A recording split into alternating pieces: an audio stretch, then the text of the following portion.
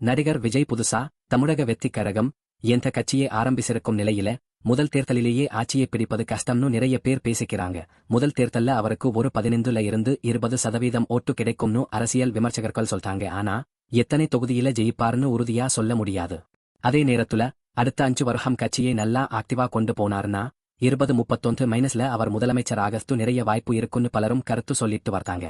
இந்த சமயத்துலதான் ஒரு டிவி விவாதத்துள்ள அரசியல் விமர்சகர் ஜீவசகாப்தம் ஒரு புது பாயுதத்தை முன்வைச்சிருக்கார். அவர் சொல்றபடி விஜய்க்கு ஆட்சியை பிடிக்கிறது தான் முதல் நோக்கம் இல்லையாம். அவருடைய குறிக்கோள் திமுக கூட்டணியை உடைக்கிறது தான் என்கிறார். திமுக கூட்டணியில ஒரு கல்லை எரிஞ்சோ அங்க இருக்கிற சில கட்சிகளை வெளியில துரத்திரணும்.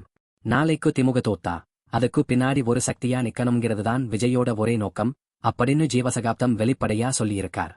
திமுக இப்ப தொடர்ந்து ஜெயிச்சிட்டு இருக்கிறதுக்கு முக்கியமான காரணம் அவங்க கூட்டணியில விடுதலை சிறுத்தைகளும் காங்கிரசும் இருக்கிறது தான். இந்த 2 கட்சிகளும் கூட்டணியில இருந்து வெளியில போயிட்டா திமுக கூட்டணி படுதோல்வி அடையும்னு பேசிக்கிறாங்க. இந்த 2 கட்சிகளையும் கூட்டணியில இருந்து வெளியேற்ற முயற்சிதான் விஜய் செஞ்சிட்டு இருக்கார்னு ஜீவசகாப்தம் குறிப்பிட்டிருக்கார். ஆனா இதுக்கு இன்னொரு பக்கமும் இருக்கோ. விடுதலை சிறுத்தைகள் கட்சித் தலைவர் திருமாவளவன், நான் ஒரு நடிகரை நம்பி அவர் கட்சிக்கு பின்னாடி போக மாட்டேன். இந்தியா கூட்டணியை உருவாக்குனதுல நானும் ஒருத்தன். அதனால இந்த கூட்டணியை விட்டு வெளியில வரமாட்டேன் அப்படின்னு தெளிவா சொல்லிட்டார். காங்கிரசும் திமுக கூட்டணியை விட்டு வெளியில போட்டதுக்கு வாய்ப்பு இல்லைங்கிறதுனால விஜயோட இந்த புலான் ஒர்க் அவுட் ஆகாதுன்னு ஜீவசகாப்தம் சொன்னார்.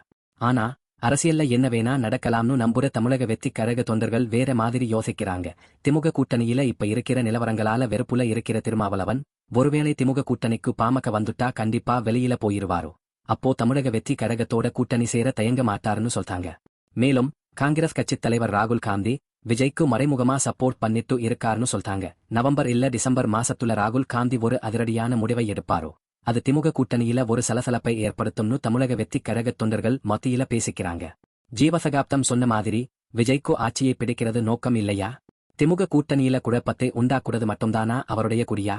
இல்லை, திமுகவுல இன்னொரு வாரிசா உதயநிதி ஸ்டாலின் வந்துட கூடாதுங்கிறதுக்காக ஸ்டாலினோட திமுகவுக்கு ஒரு முத்துப்பூணி வைக்கிறது தான் அவருடைய உண்மையான புலானா? இதையெல்லாம் பொறுத்திருந்துதான் பார்க்கணும். விஜயோட அரசியல் பயணம் தமிழக அரசியல்ல என்னென்ன மாற்றங்களை கொண்டு வரப்போகுதுன்னு இனிமே தான் தெரியும்.